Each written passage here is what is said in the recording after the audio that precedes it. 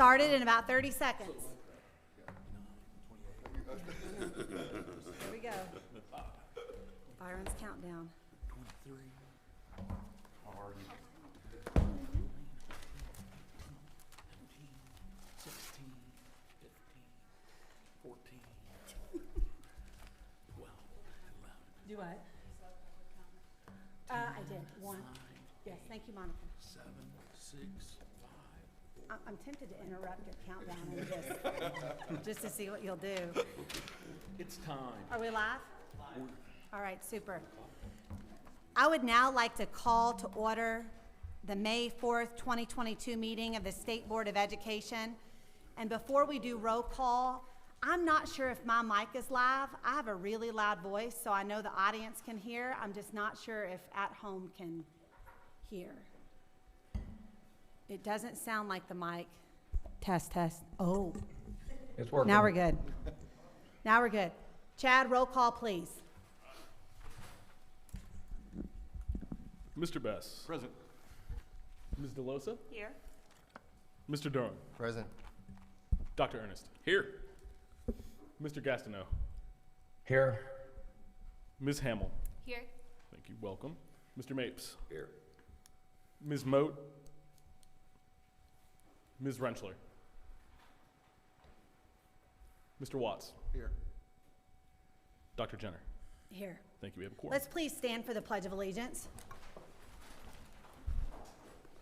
I pledge allegiance to the flag of the United States of America, to the republic for which it stands, one nation, under God, indivisible, with liberty and justice for all. Is there a motion to approve the agenda? So moved. Second. With a motion and a second, any discussion? All in favor? Aye. Opposed? Motion carries. Is there a motion to approve the minutes from the June 8th, 2022 meeting? So moved. Second. With a motion and a second, any discussion? All in favor? Aye. Opposed? Motion carries. So we're in July, and believe it or not, and we found this out through COVID, Indiana is one of the first states that starts school. We get our students back into the classroom, and not to call anyone out, but Mr. Mapes, I think you're one of the first in the state to start school in a couple of weeks. So as we get ready for another school year, the 2022-2023 school year, we wish all the best to all of our people, all of our educators, bus drivers, custodians, who are prepping and getting this school year ready. This is the time that everyone's in the push so that we're ready to go when our kids arrive. It's an exciting time for sure. I also want to take time to welcome our new board member, Iris Hamill. Iris joins us from St. Joseph County in northern Indiana. She has served as a high school teacher, business education, a lead teacher, taught at a technical college, director of the Regional Innovation and Startup Education, which is also known as RISE, and just does a lot leading programs on students gaining hands-on entrepreneurial skills. So Iris, we're so glad to have you. Welcome. Is there anything you would like to say? No, just thank you. It's an honor to serve with everyone. Very good. Short and sweet, just how a couple of our members like it. So you'll fit right in, Iris. I also want to shout out, you probably noticed that Kristen Rentschler, one of our teachers who serves on the State Board of Ed, is not in attendance today. That is because she was one of only 30 teachers nationwide to be chosen for the National History Day Summer Institute in Rhode Island. So she is, we got an email update from her. She is in, several days of intense training with teachers from all over the country, and we're so proud of her. It seems like once every 3 meetings or so, Kristen wins an award of some kind. So we're, again, so proud of her. A few things that I'd like to catch you up on and give you some updates. The Explore, Engage, Experience grant, that 3E grant that we've briefed you on the past couple of months, that's focused on, again, intentional credentials of value, providing enhanced access to students, increased quality work-based learning, and then also with the experiential opportunities at the high school level, making sure students have the opportunity to explore and engage with careers in elementary and middle school. We did announce recipients on July 1st. We were initially budgeted to give out $25 million. We were able to give out $57 million to actually partnerships in every single county in the state of Indiana, so all 92 counties. And we certainly are very excited about what is going to come, the results that will come out of that.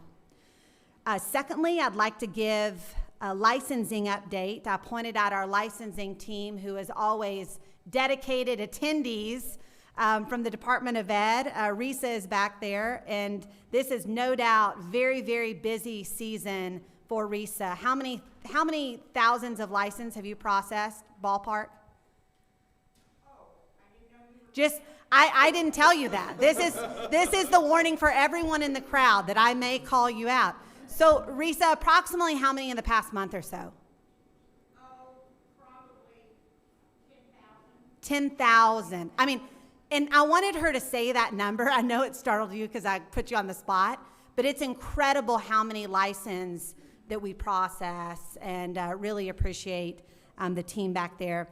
We have a new alternate route special education license. The board approved this in April, and it officially launched July 1st.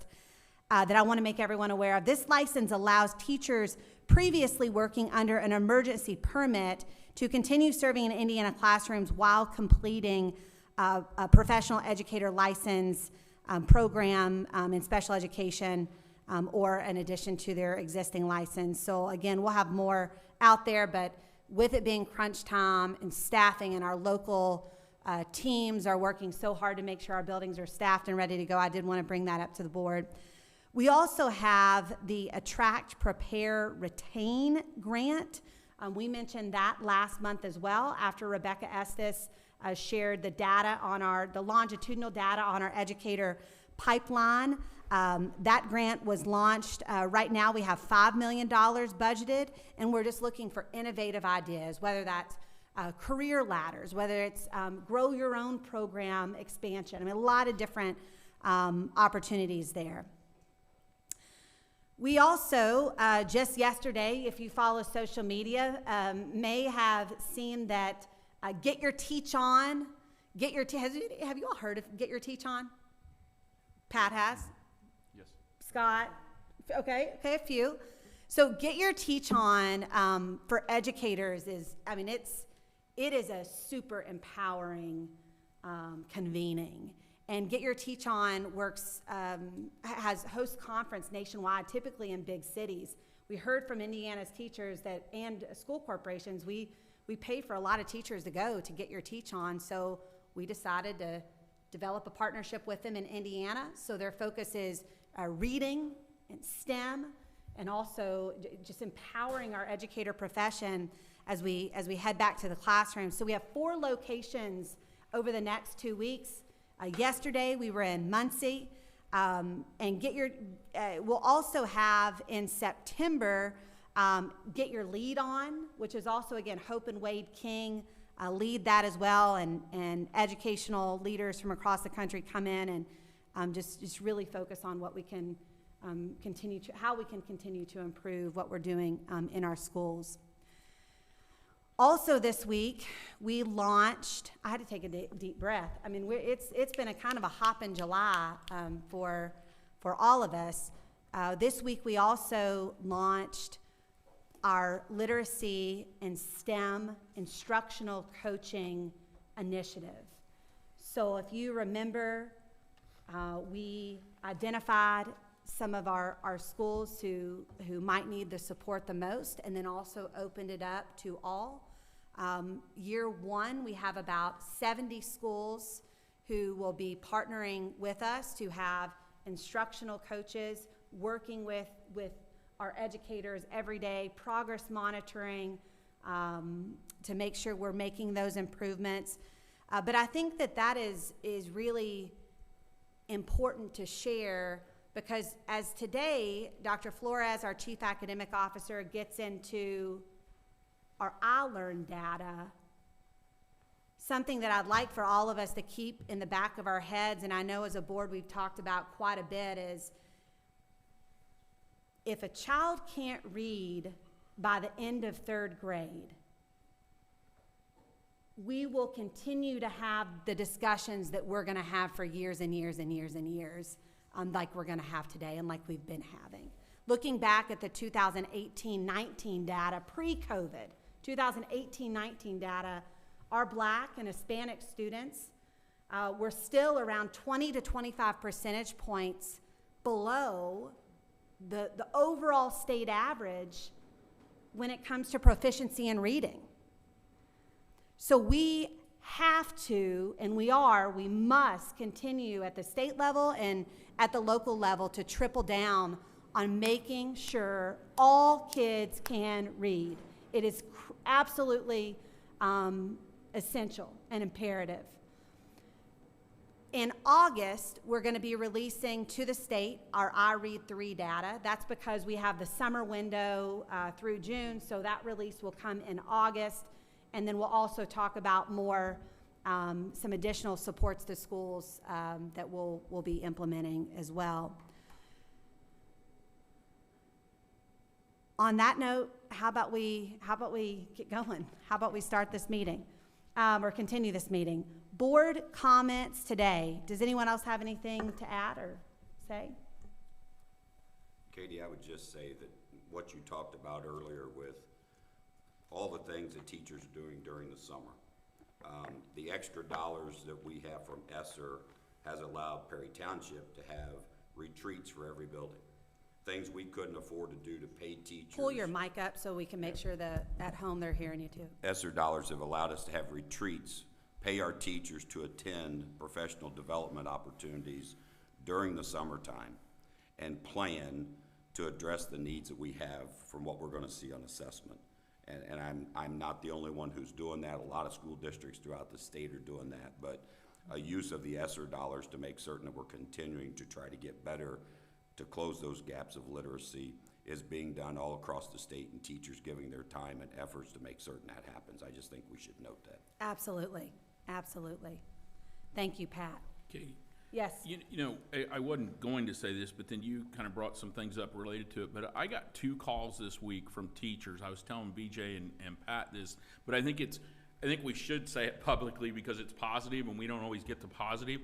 But 2 teachers called ecstatic that they had just gotten their information back on their praxis and had passed, and how much better experience that was now with the changes that were made. Good. So I want to say that the test actually applied to what they do, all of those positive things. So I just wanted to bring that up because it's kind of interesting when you get a call from teachers saying, "Hey, this was a great experience," because that's not what we ever hear on the teaching part, right? So Thank you for adding that. Anyone else? All right. We have one public comment today. Kendra Johnson.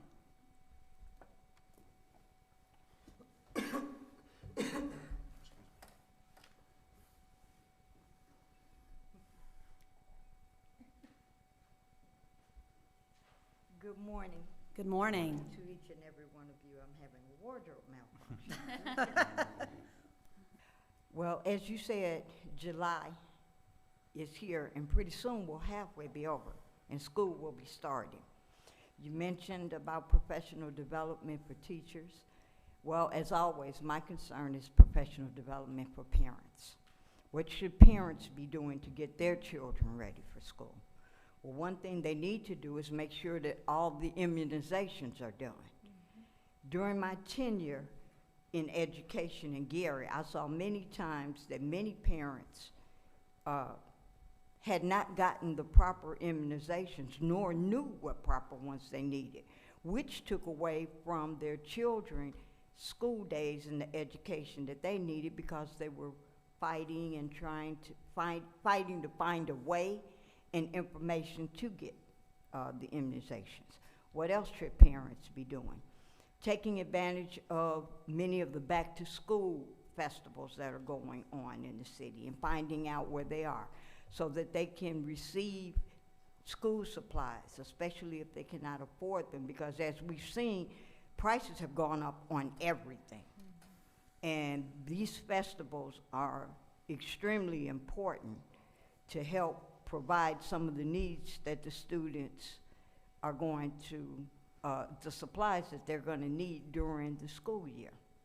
Also, I would encourage some of the churches to not just have one, but when January or February comes around, have a second school supply giveaway, because all those supplies are not going to last the full year.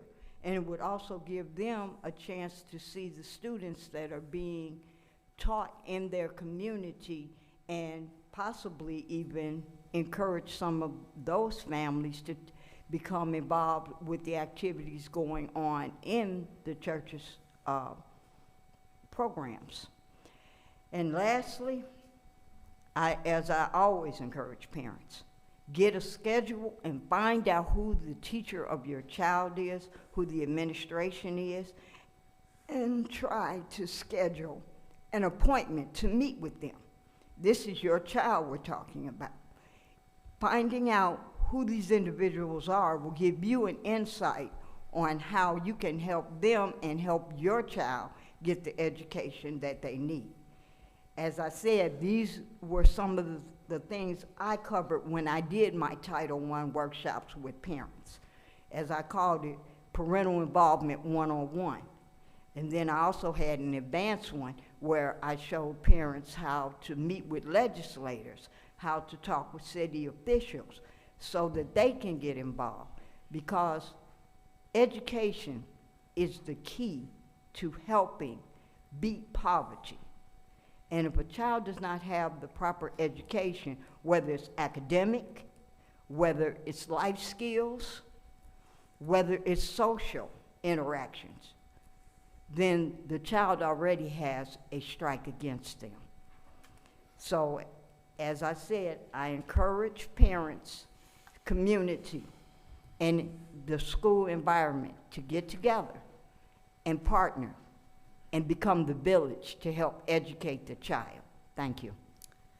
Thank you, Kendra, for always bringing the parent perspective. And I'm glad you did. We have several school corporations represented, and they were worried I'd call them out, at least Lawrenceburg was, so I'll go ahead and take care of that. Lawrenceburg and Richland Bean Blossom and principal of Edgewood, right? As well as Avon, all here today. So really, Southern Indiana and Central Indiana represented. But as we start school, we absolutely need and rely on our community partners in many ways, not only for school supplies, but also the before and after school opportunities. And then in addition to what was asked about what can parents do, which are such key partners to us, in addition to what was already shared, I would add, and not to beat the drum, but we're going to keep beating the drum, reading. Open a book with your child. If they can't read yet, read aloud to them. It's a simple thing that as I look in the mirror and reflect back as a parent to my girls, I didn't do it enough because life gets busy. But that's a huge, huge thing that parents can do. The other thing is when your school sends home the math flashcards, that's to help their math fluency and their numeracy skills. Do that with them too. Those two things, if parents can help us there, and again, in addition to what was already shared, we'll be in a lot better shape ahead. And one last thing I'll just say to that is we heard it said education is key to a child beating poverty. And we all believe that, and that's what keeps us going, keeps us focused every day.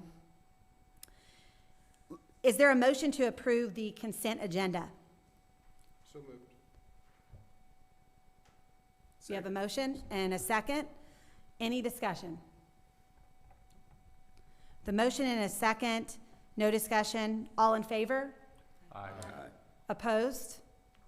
Motion passes.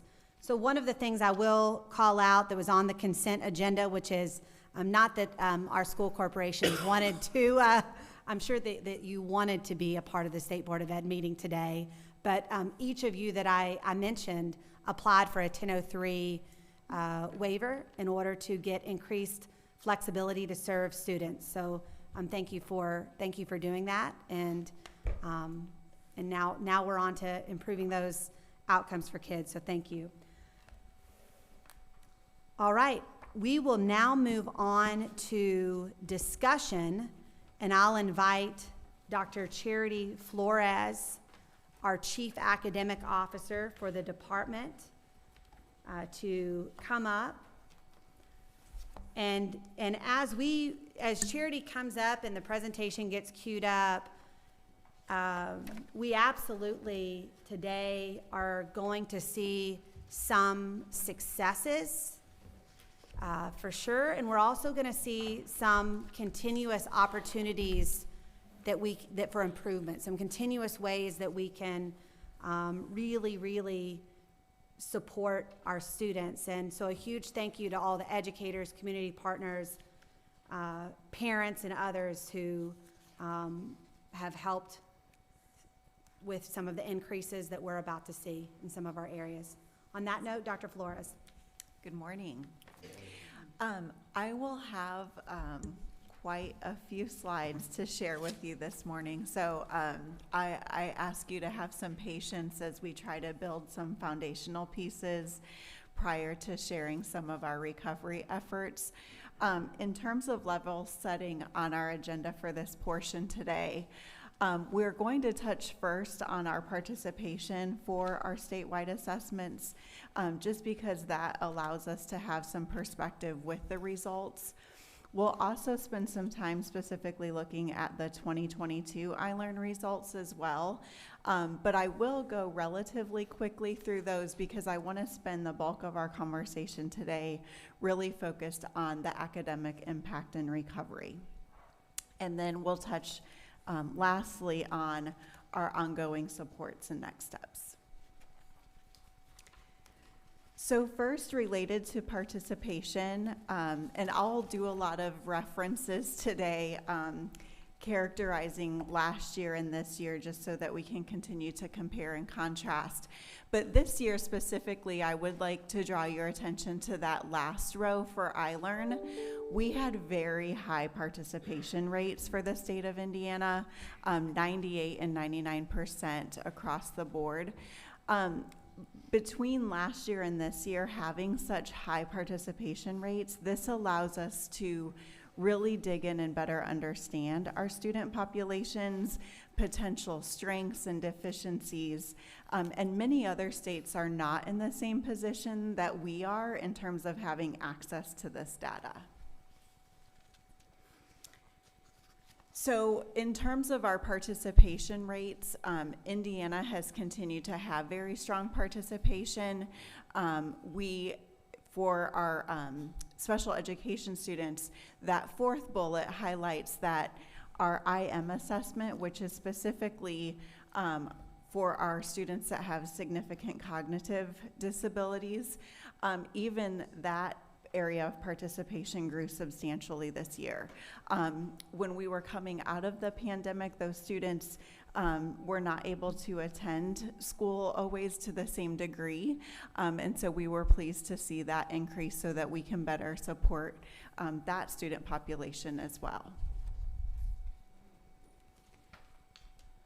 So specific to our iLearn results, we're going to speak specifically within this set of slides to proficiency. So when we think about proficiency, that will include students that both meet that proficient level and students that may be above. So we have proficient and above. So that includes both of those distinctions. In Indiana, it is a requirement that students are assessed in person, and that ensures standardization of this data, especially as we continue to use it for further analysis. We also offer all of our assessments online, and over the past 5 years, that has been a significant shift for us to deliver those successfully, and we do offer those paper accommodations as required. And all of you are likely familiar with the National Center for Assessment, but this has been a historical partnership in Indiana for about the last decade, both in terms of our accountability data, but more recently, they've been a great partner with us as we've tried to better inform the academic impact and recovery. So we're going to start very high level first, and then we'll dig into some disaggregated data. In general, across both mathematics and English language arts, we saw increases of around 1 to 4% across both of those content areas and grade levels. Overall, 41.2% of Indiana students are at or above proficiency in ELA, and 39.4% of students are at or above proficiency in math. For this comparison, one note I want to draw your attention to at the bottom is when we look at statewide assessment results, these values are representative only to iLearn, which is Indiana's state assessment. So if we're trying to compare our proficiency to other statewide assessments, each state creates their own independent assessment, and so we must use caution when we're trying to compare across. The only assessment that's given to all states that could be used for comparison is NAEP, and that's given every 2 years. And so we'll have our results for that this coming fall. In terms of our proficiency for Can I math. just stop you there? Yes. I always like to exclamation point this one, because while that's very well known in the educator, with the educators, that is not very well known with our business partners, our community partners, and many others who are trying to understand how to help, that you can't compare that state to state to state. Mm-hmm. So this is all that you're gonna see, all that we're gonna see today is Indiana centric. And so as local school corporations are going out to share this with their communities, we've got to continue to emphasize that. This is Indiana centric. We absolutely have work to do ahead, but this is Indiana only. Thank you. Mm-hmm. In terms of mathematics specifically, we saw about a 2 to 4% increase across grade levels, and in ELA, it was a lower percentage increase of about 1 to 2%.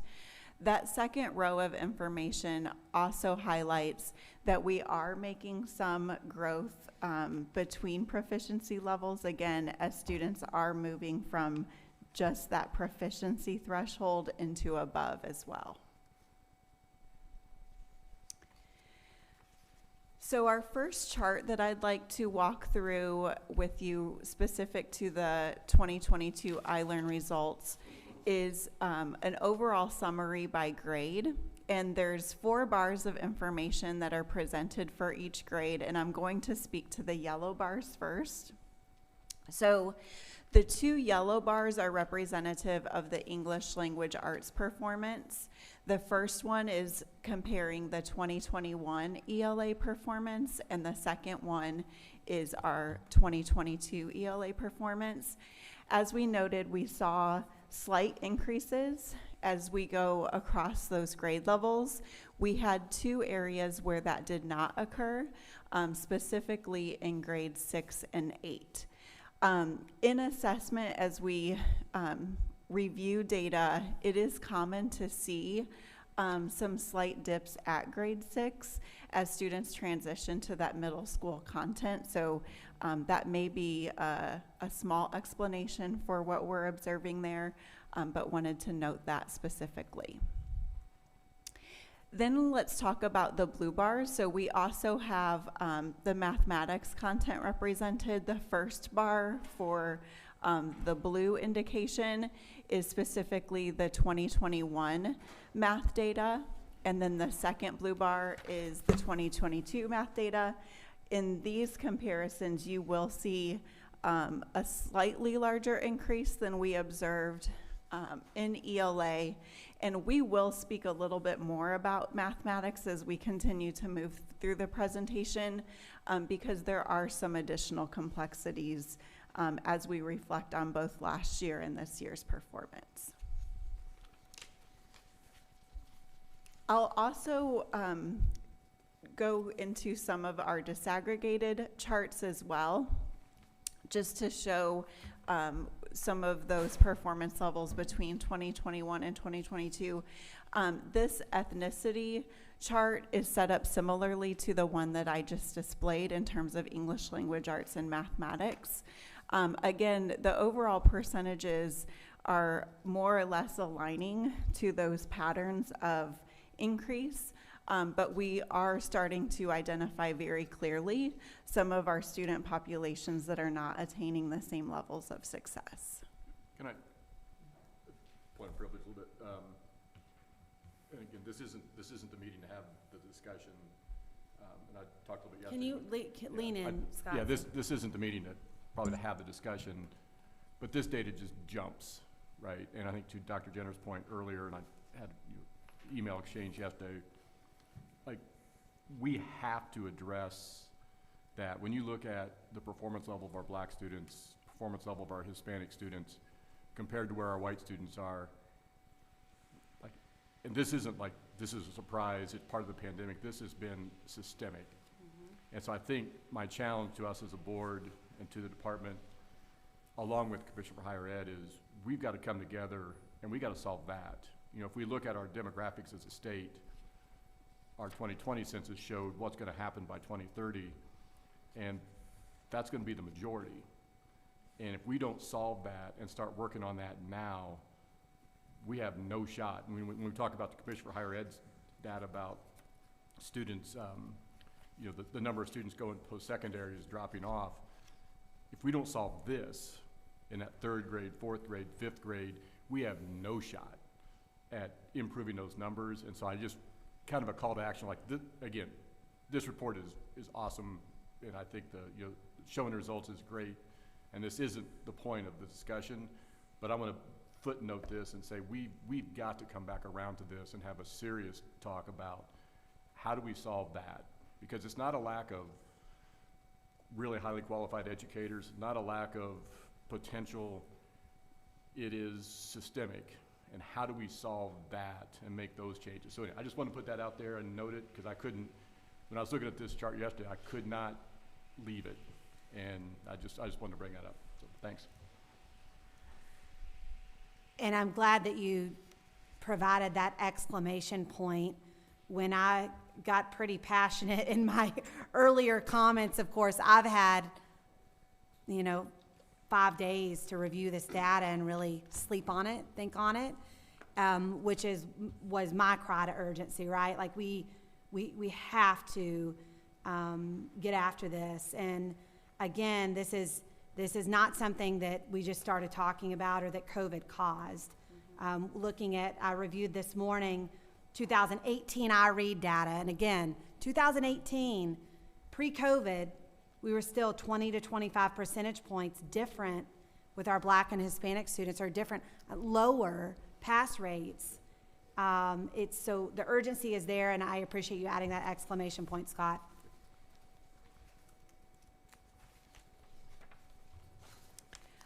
So just to provide a few talking points related to this, in terms of some specific student populations that demonstrated some increase, those are noted here on this chart. But again, we'll have some further conversation as we move into the recovery efforts as well.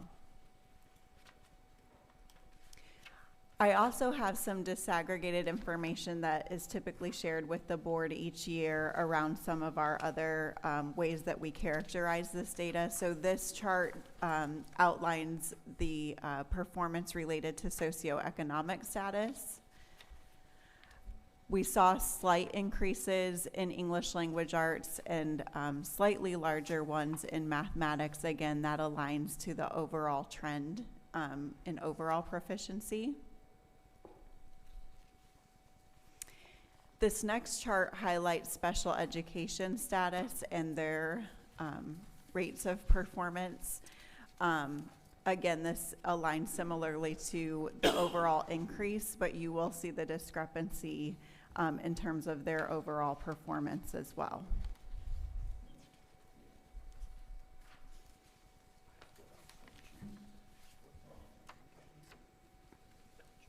English learners, this chart highlights their performance in English language arts and mathematics. Again, that trend follows what we saw with the overall proficiency rate as well. But again, their overall performance, proficiency percentage is much, much lower than their non-English learner peers. And I know, Dr. Flores, you will hit on this later in the presentation. But our English language learners increased 2.2% in ELA, 2.9% in mathematics. What we're going to see just in a few short slides is the pace to which our students are recovering. Are they growing as fast as they did in the past, or are they growing faster? Is their pace picked up? And so while we're seeing increases with our ELL students, wait until we see the pace to which they're growing. So just keep that in your mind as we continue on. This next table highlights overall performance by gender.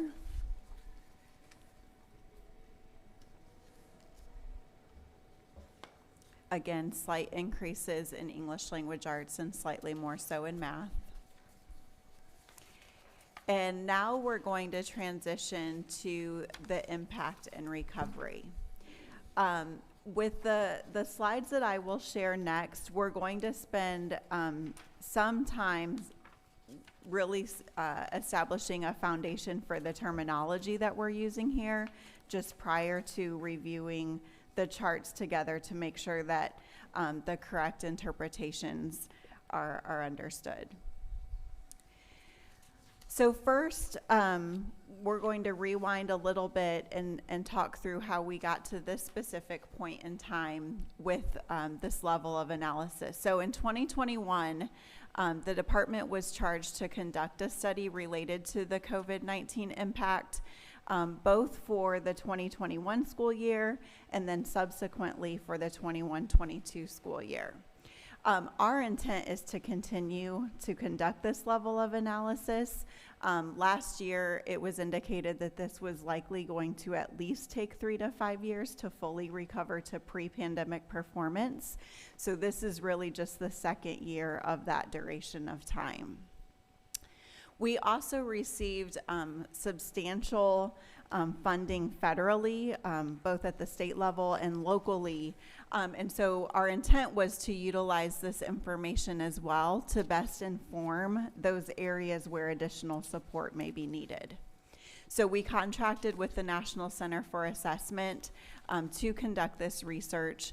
Again, they've been an established partner with the department for some time and have access to our historical growth data, which is very helpful to inform pre-pandemic alongside our impact and recovery efforts.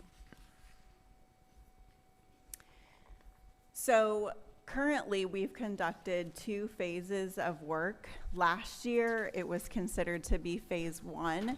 And at that point, we were really trying to understand the significance of the impact of the pandemic. So how much was impacted as a result of students being exposed to that pandemic. We've then transitioned into phase 2, which has shifted our conversation, not necessarily about understanding the impact as much as what's occurring with the recovery efforts. So are students continuing to learn at similar paces? Are they learning faster? Are they learning at a slower pace and not recovering as intended? So when we think about academic impact, again, this was most specifically our analysis for last year. This is a reflection of whether student growth was any faster or slower to pre-pandemic student growth. So again, it's incredibly valuable to have our growth calculations prior to the pandemic for perspective and considering now if student growth is attaining that same expectation. Is it going more quickly? Is it slower? So again, when we focus on the conversation today, and I'll say this a few times throughout, all of this is just considering how we get back to pre-pandemic. This is not even the conversation of how we get to proficiency. So again, that is a much larger conversation, but I just want to make sure that that interpretation's understood. So our second phase of the work has been related to recovery time.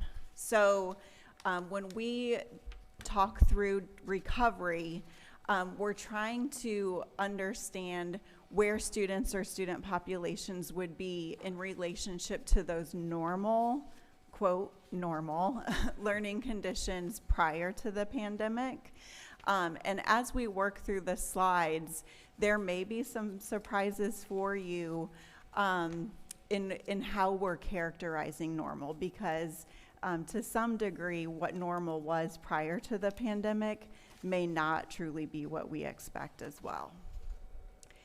And again, recovery is not defined as attaining proficiency, and a student's recovery time is completely dependent upon their degree of academic impact. And as we shared this last year, you'll recall that there were wide degrees of how students may have been impacted. So this is a visual representation, and as we talk through it, I want you to kind of consider the degrees to which students may have been impacted during the pandemic, because again, as I just noted, we observed varying levels of significance associated with the pandemic, and that can be based on several factors, some of which may not have even been part of the educational environment. So again, this is just a high-level visual to kind of wrap our heads around what acceleration or deceleration might mean, and disruption. So conceptually, if you have 3 cars that all start around the same time pre-pandemic, you have varying levels of disruption. You may have had some experience minimal impact by that stoplight. Some may have had a construction zone. Some may have had significant delay. Based on their level of disruption, if you're trying to get to the same endpoint at the end of the day, you have to apply different strategies of acceleration based on that level of impact. So some students may not need as aggressive supports in order to achieve that pre-pandemic performance, but some students may need more extreme versions of supplemental supports, extended periods of time or additional supports in the classroom. High dosage tutoring. High dosage tutoring, yes, in order to achieve that same pre-pandemic performance. So last year when we conducted— Charity, Yes. can you back up? Yep. Because, this would have been one of those things, had I been studying this longer than yesterday, I probably would have asked a question earlier, right? But this We slide— got the data Friday morning, so no, sorry about the that delay. was not, I'm just saying, it's tough, It's right? new. Because I'm a slow It's new. processor at Yeah. times. But this slide really stood out to me. I was glad you explained it that way. But I think this is also important to make sure that we explain it this way to educators, to parents, because this stood out at me at first, because I'm like, well, going faster and just putting more at them is not going to work, right? You said it, we got to differentiate that out. I love metaphors, but this metaphor scares me because it reminds me back in the day when we used to talk about rigor all the time, which I think is a word that's ruined education, because rigor to a lot of people was, well, we'll just give more homework and more worksheets and whatever, and that's rigor. No, it's not, right? We can ruin people with it. I just worry, I don't want people to think that we're just going to start shoving stuff at kids faster. Mm-hmm. Sorry. I had to bring, I could not, I was kind of like Scott, I couldn't not bring that up because this, I get when you explained it totally, and I get where you are, and I don't think it's wrong. It worried me. So it's so interesting. We had meetings with several stakeholder groups yesterday. I mean, probably 40. Some people love this visual, and some people did not. So it's so interesting to hear.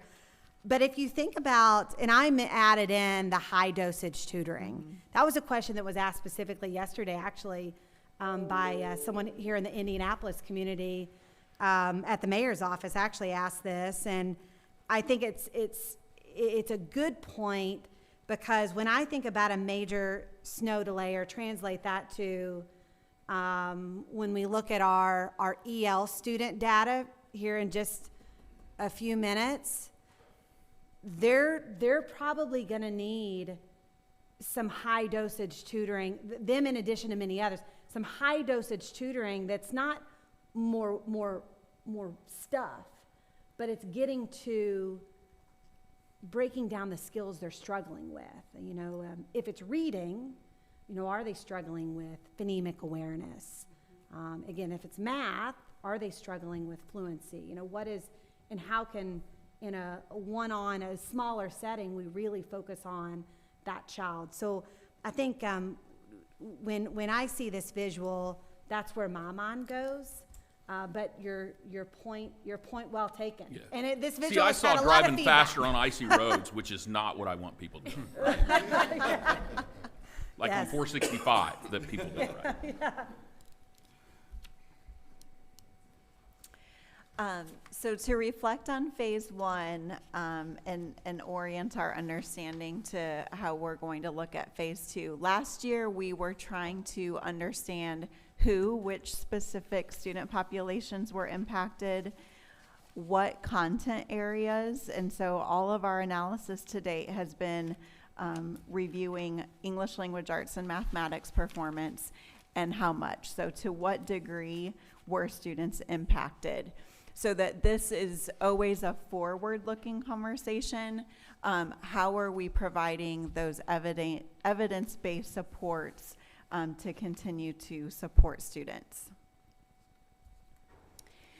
So in phase one, and now that you've had proficiency reviewed with you, some of this will start to contrast a little bit, but phase one, and this again emphasizes this is 2020, 2021 information.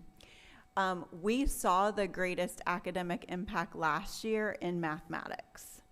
And so when we see those slight increases this year, to contrast that, we should keep in mind that we saw the most significant impact last year in mathematics.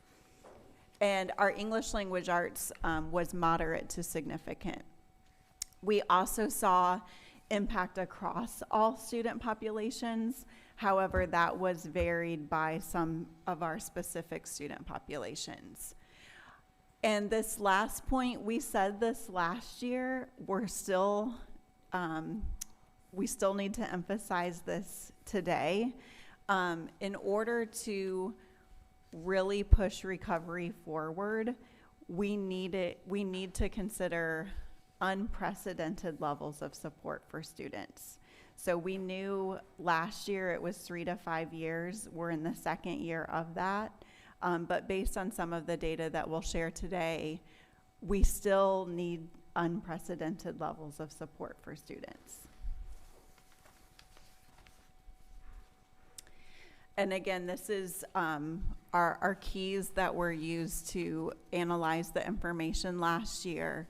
So last year when we discussed significant, that meant that it would take beyond one school year to just recover to pre-pandemic performance. In many cases, we expected that to be 3 to 5 years.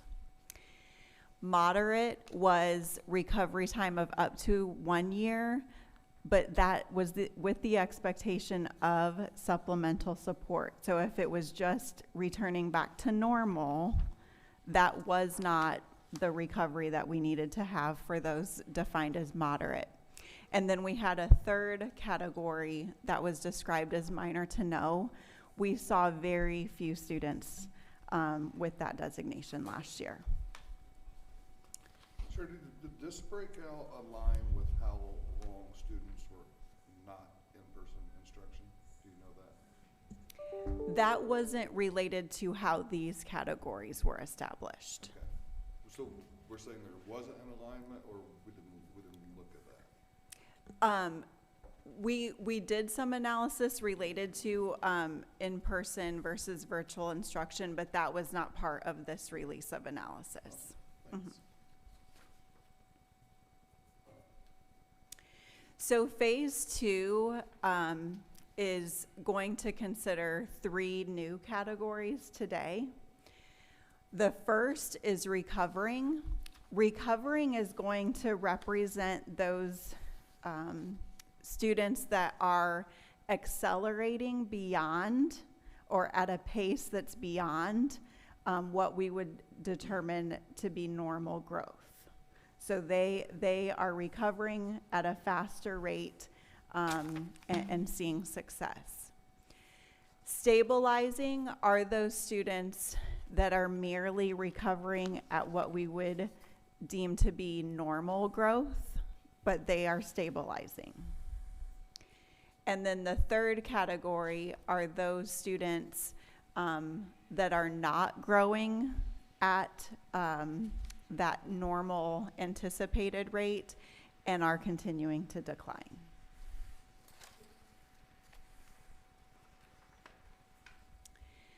So as we start to look at charts, we will see a range of color values associated with our student populations. Those that are defined as recovering will be noted in blue. And then we have a range down to stabilizing that we just touched on, those students that are starting to achieve normal levels of growth, and then down to the red box, those that are continuing to decline.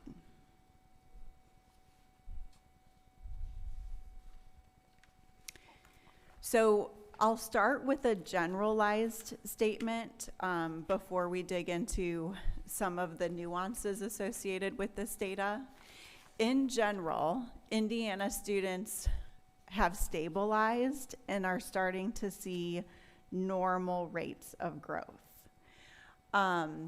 We don't see significant regression further for the large majority of students and student populations.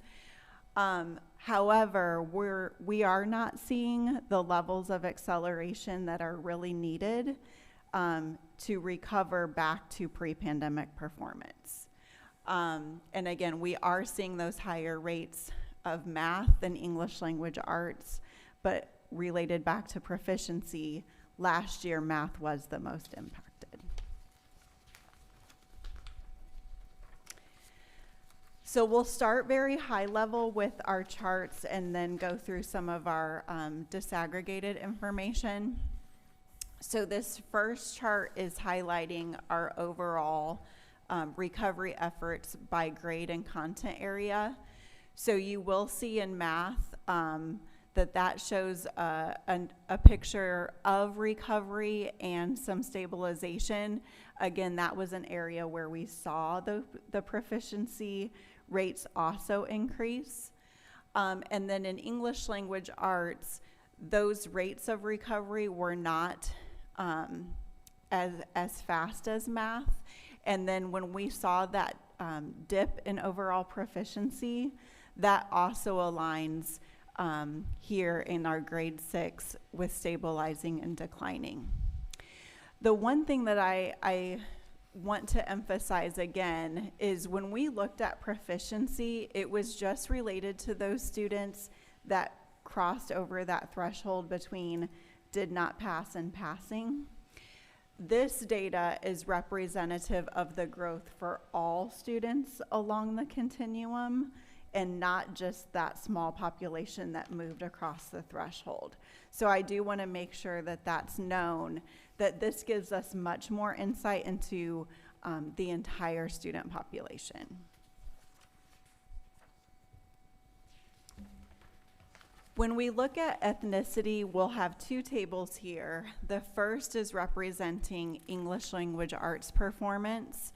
And related to some of the other charts that we worked through in Proficiency, you'll notice some specific concerns related to our Hispanic population that are probably catching your attention right away, where we have stabilization but also some tendency for further decline. So that is definitely an area that we need to dig into for further support.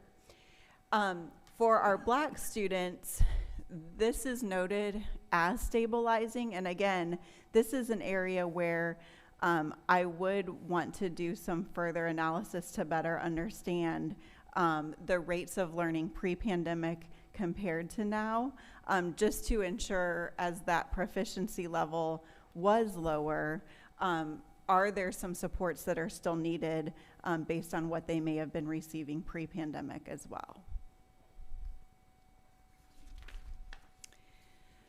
So mathematics was the area where we saw that higher increase related to mathematics performance, and in general we saw stabilization in many cases here.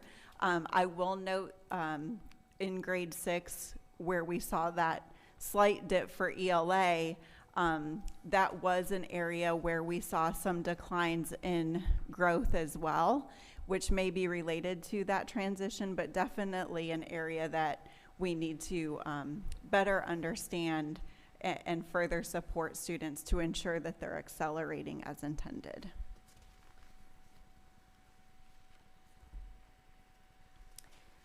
I won't spend a lot of time on the free and reduced lunch students.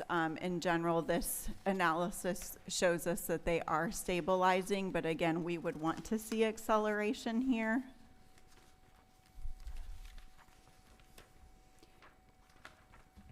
For special education students, this is an interesting slide to try to better understand what's occurring here.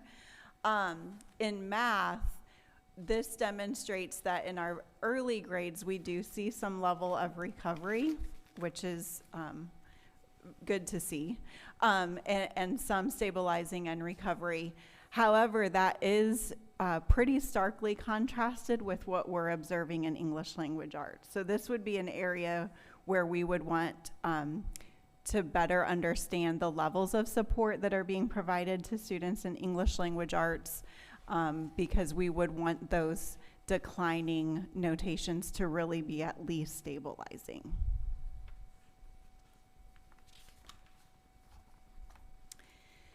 And then English learner students, this chart shows a lot of information, and to be honest, it's a little bit unclear what levels of support or systematic support this population of students is receiving. What's most concerning for our English learner students, especially in the secondary grades, is if you just look at grades 6, 7, and 8 for both ELA and math, 5 out of the 6 of those boxes show that they are in decline. So that is an area where we need to continue to have conversations about what levels of support we can provide to our English learner students.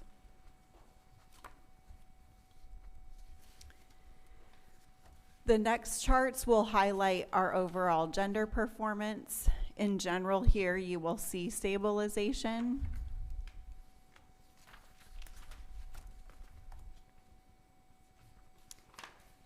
And now I'm going to get to a pretty complex visual, but I'll do my best to orient. This is my favorite visual.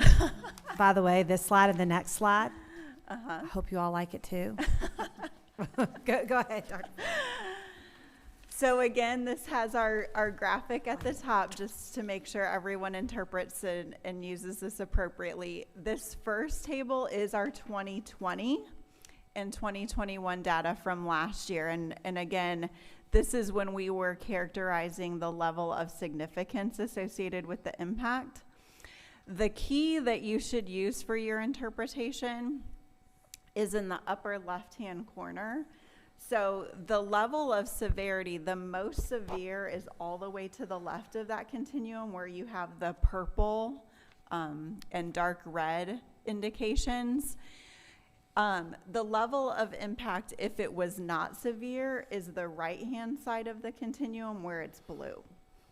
So last year when we were highlighting our level of significance across the grades, the content areas, and our student populations, in mathematics over on the right-hand side, you will see that we had some ranges of the purple and the very dark red, showing that we had very severe levels of impact.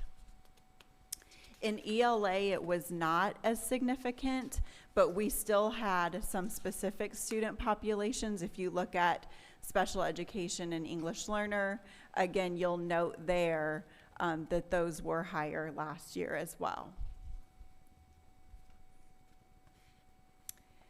So we'll look at this next slide, which is a contrast, obviously, from the last one that we just observed.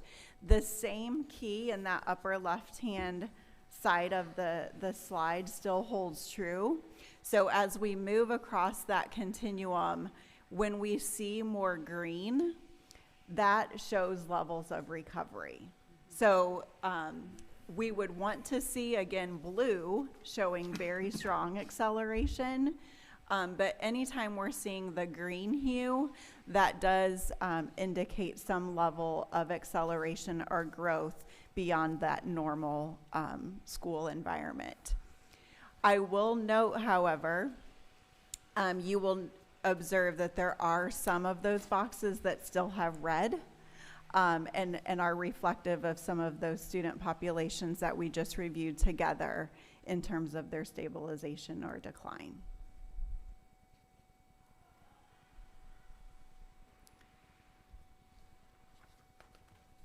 So I have a couple of additional tables to share with you, and I'll spend a brief moment to orient you to these as well. Now that you have been presented with the impact, I also want to go back and close out proficiency over time, just so that we can reflect on what that growth means and also then how it is reflected in proficiency. So the ELA proficiency table that you have, the first three columns, column 2, 3, and 4, are the longitudinal data from 2019. We did not have an assessment in 2020. 2021 is represented, and then this current year's proficiency. The fourth column represents the total decrease that we saw between 2019 and 2022. And the last column represents the potential increase. We do have that exception at grade 6, but the potential increase that we have been able to offset between the fourth and fifth column. And I'll just pause here because I know there's a lot here to process, but I'll pause for a moment before I show math. Yeah, and and I have the same question on the math one too, and it's really how the charts are arranged. So when you talk about that, I'll just do the 21 to 22 differences. We're looking at last year's third graders, or the 2021 third graders compared to the 2022 third graders, correct? Correct. So when we conduct our analysis, it is typically by those grade levels and not necessarily tracking them by cohort. Yeah. So sometimes if you do it based on cohort, you will see some slightly different trends. Yeah, and that's, I guess that was my question, because on the ELA, it actually wasn't, if you do it on a diagonal then, right? If you look Yes. at the third grade 21 and the fourth grade 22, in ELA, you still see an increase relative to what the different classes are. In math, it's a different story, and I've got a question about that Okay. I'll come to in the math. But I just wanted to clarify that Yes. what we're looking at here is one group of third graders compared to the next group of third graders. Correct. If you want to look on the diagonals, you'll see them as they go from third grade to fourth grade to fifth grade, and so on. Okay, Yes. thank you.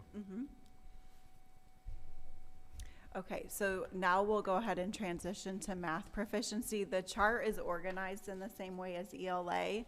What I would draw your attention to on this slide is the fourth column that demonstrates the 2019 to 2022 differences. When we discussed throughout this presentation the level of impact that we observed in mathematics, this will show that a little bit more concretely, especially at those secondary grade levels. And this is where my question came in.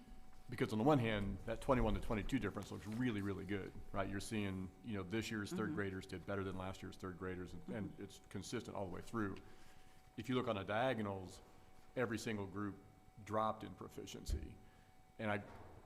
And realizing they're at a different grade level and there's different expectations, different norms. And I guess my question is that expected? Like you would typically see fourth grade students score lower on that test than they did in third grade and on down the list? Or is there concern going, man, on a cohort basis, each grade level did worse in a year where the other tables show, hey, we're starting to stabilize and or recover, but this says we had a lower pass rate by cohort. And I just, again, just looking at it, I'm like, that popped out at me, but I also don't know what, like, from your perspective, because you have such more experience and like, is that concerning? Is that like, well, no, that's pretty normal?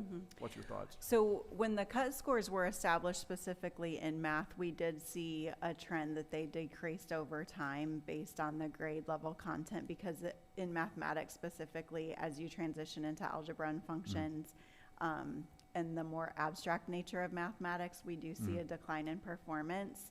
I do think it's a really important question to ask, though, as we look at the cohort information, if there are specific knowledge and skills that students, as a result of the pandemic, may not have received that are potentially exacerbating some of that decline. Yeah, because I think then too, and all the way back to the earlier question, if you disaggregate the diagonal by ethnicity, by socioeconomic, and again, I don't know the answer, but my guess is you might see some bigger drops there from, again, third grade to fourth grade, which again gets to the other issue of the longer term stuff that we need to talk about. I think that'd be really interesting to look at and dive into more.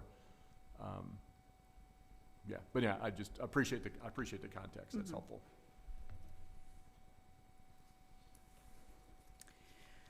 So to note a few takeaways in relationship to this information, we do see some stabilization and recovery in math, which essentially indicates that we've reached some normal levels of growth. But again, we're not necessarily seeing that level of acceleration that we would like to observe. For English language arts, early grades are stabilizing or recovering. And our special education students, if we think back to that chart, we did see some stabilization and recovery occurring in mathematics. In terms of our areas of further need, across the board, our lowest performing students are not demonstrating improvement, either by moving into the stabilization category or recovery.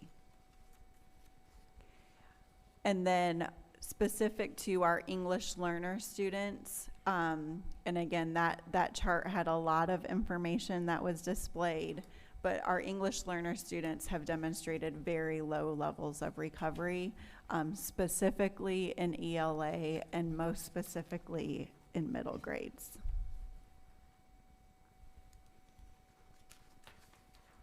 So I'll touch briefly on some continuing supports from the department and next steps. So we have several initiatives. Some of them were noted earlier in the meeting today. We are launching our Indiana GPS this coming fall, which will also provide some additional indicators beyond just this assessment data that I shared today. We launched our early literacy and STEM efforts this week, and again, we have a population of schools that were identified as needing some levels of support, and so they are engaged in those efforts beginning this week. We will also be launching our micro grants for high impact tutoring this fall. Last year, we launched the Indiana Learning Lab, and we continue to have a lot of resources. We're continuing PD efforts. There's several even going on this week.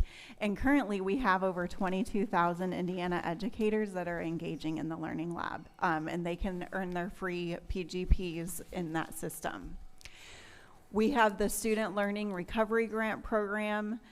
We mentioned the Get Your Teach On that has been underway this week for our educators, and we have specific sessions related to how we can best serve special education and English learners in the general education classroom. We also released, to connect this to the conversation we were just having, we released this spring standards and essential need of support. And those standards highlight those that are priority standards, but also where we know students are not successful.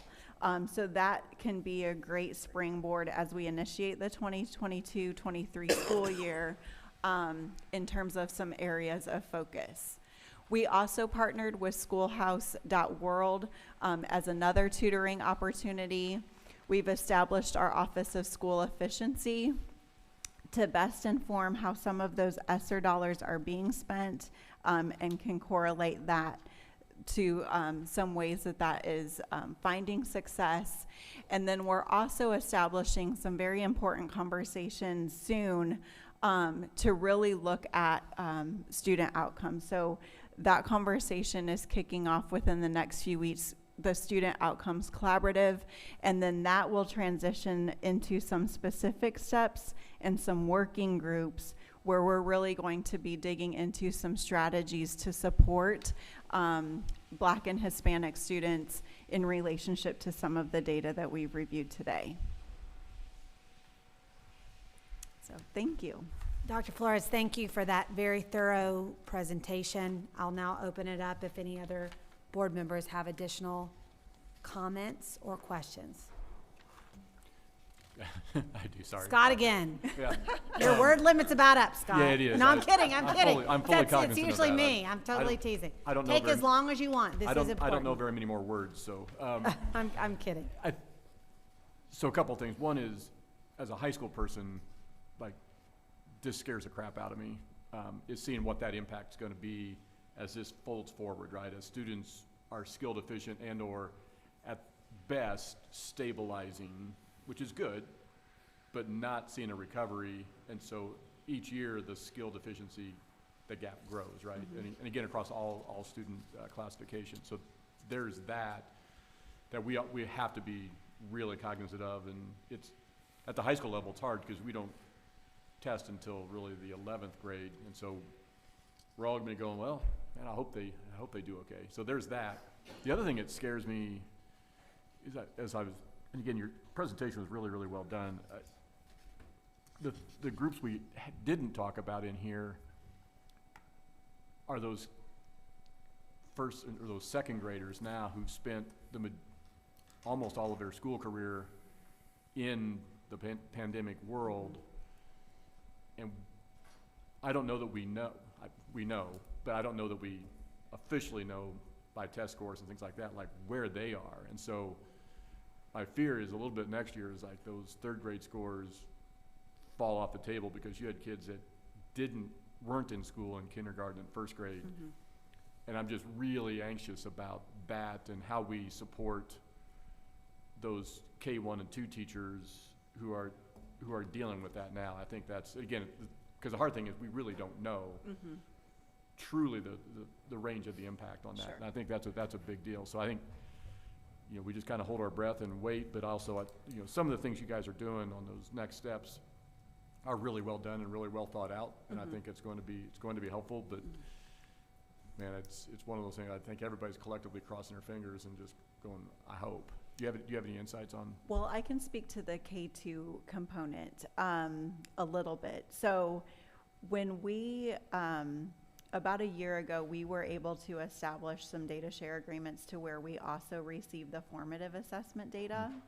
So we don't have the same level of analysis with it that we presented today, but that has been incredibly helpful in formalizing some of our literacy efforts. And so that was a key indication alongside our iLearn and iRead3 data to know that this is an area where we need to really push in for additional support.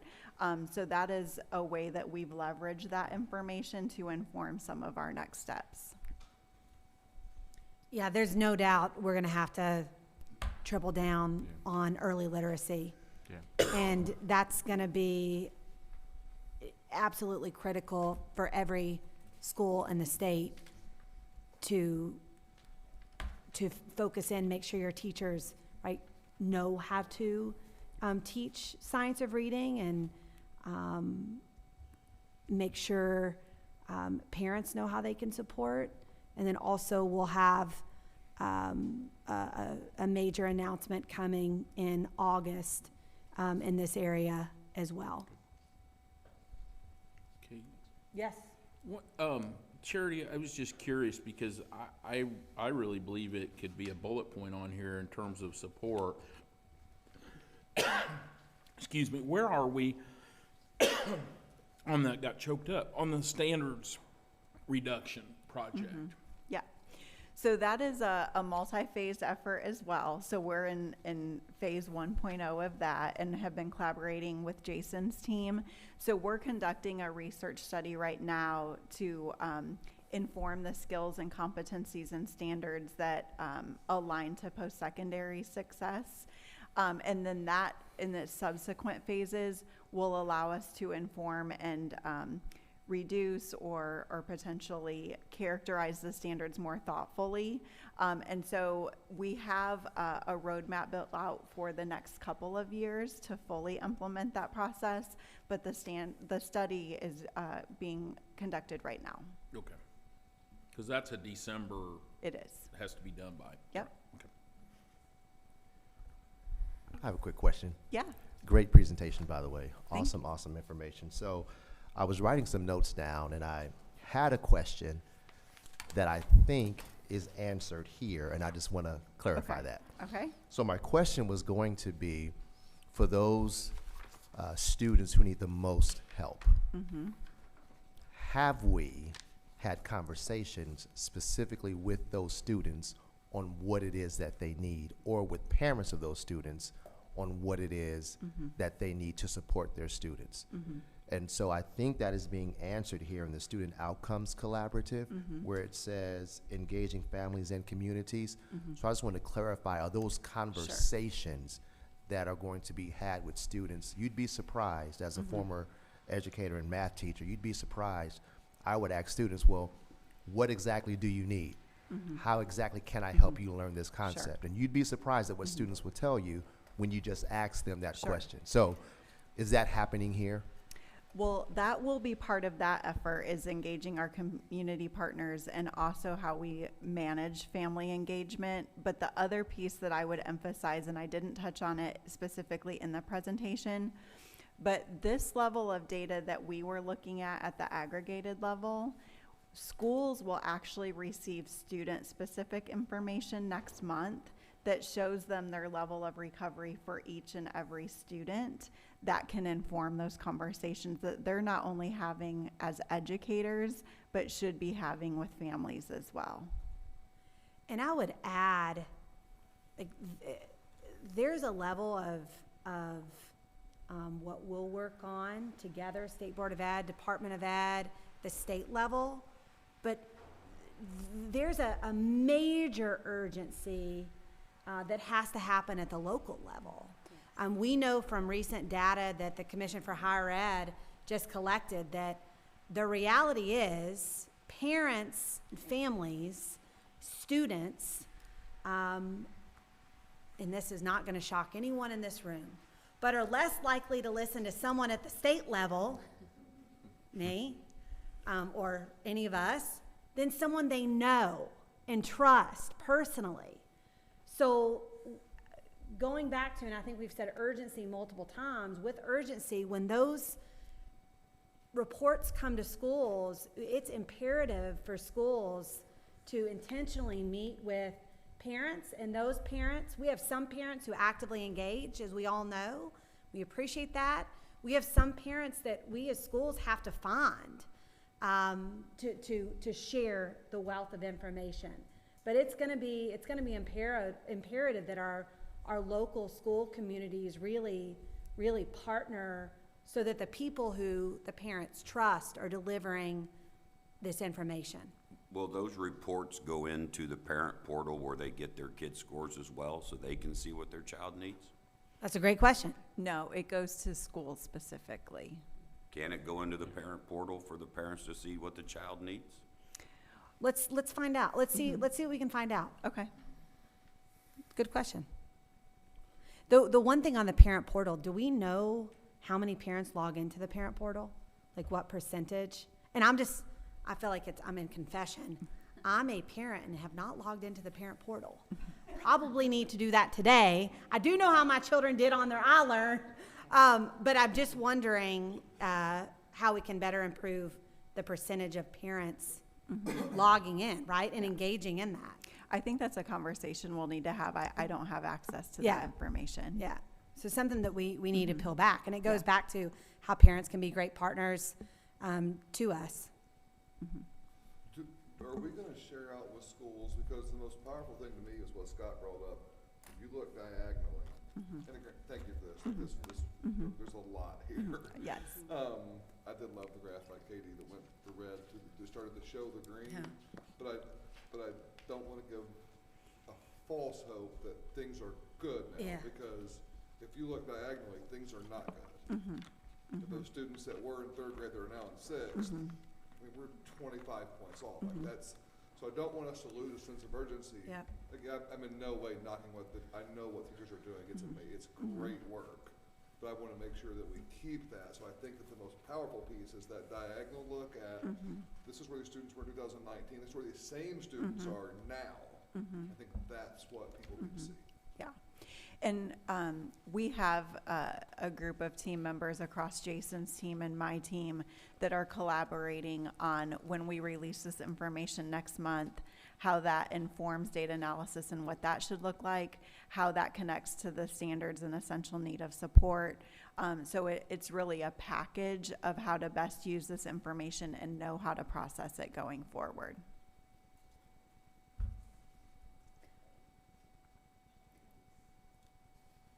I hesitate to say this because I don't want to add confusion, but to your point, which I think is important, we have the data, and I know that you're probably don't say it because it's a lot, it's heavy, it is super detailed. But we do have the data broken down by quintiles, if you're a studier of this, and by quintiles, what that means is within fourth grade EL students, that box that you saw, it's broken down 5 more times by where students are. Your high performers would be that far right, your low performers would be that far left, which is one of the takeaway points on the slide was we know that our lowest performers in many of our quintiles are really still struggling. So while we see, it illustrates your point, while we see green in some areas, it might be pink for that lowest quintile. Does that make sense? Yes. I know you told me not to go into that, but you teed me up. So we do have that data, and it further illustrates. It's just, it's really, really heavy research-based. And again, we can share that out. What else? The only other thing I would add, I mean, this is so timely. You know, we're preparing for a budget session coming up in January, and I can't think of anything more important to address in that budget than this, right? Because I don't think you can say to schools, hey, just do what you do, like take what you've got and do what you do and drive 90 mile an hour on 465 in the snow, right? I mean, I think that's, so as we're putting this together in a kind of a coherent fashion that's digestible for folks to say, look, this is where we're going, absent an intervention of some sort.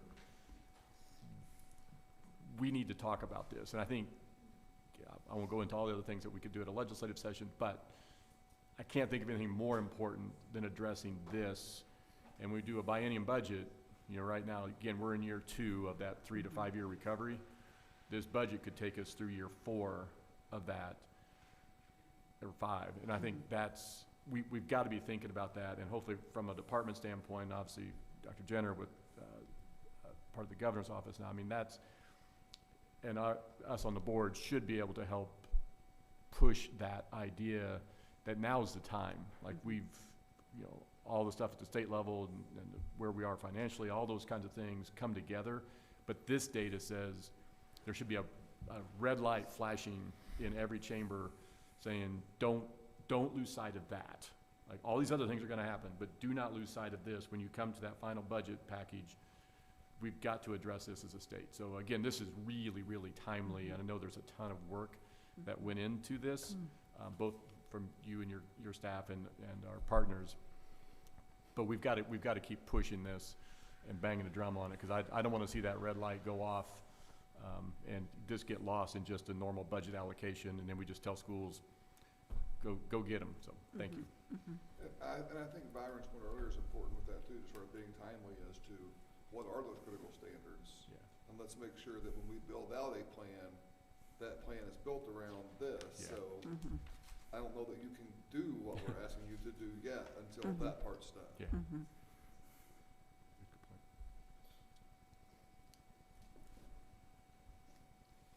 Greg, any comments from you?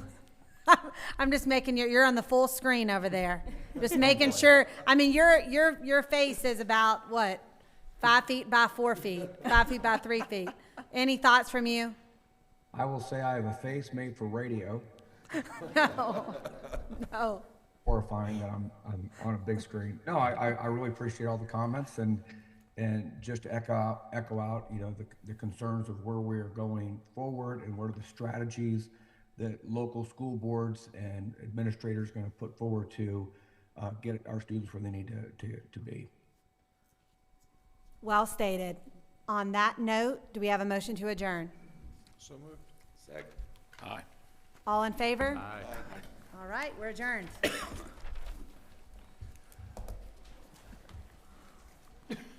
I was making sure Greg was still awake.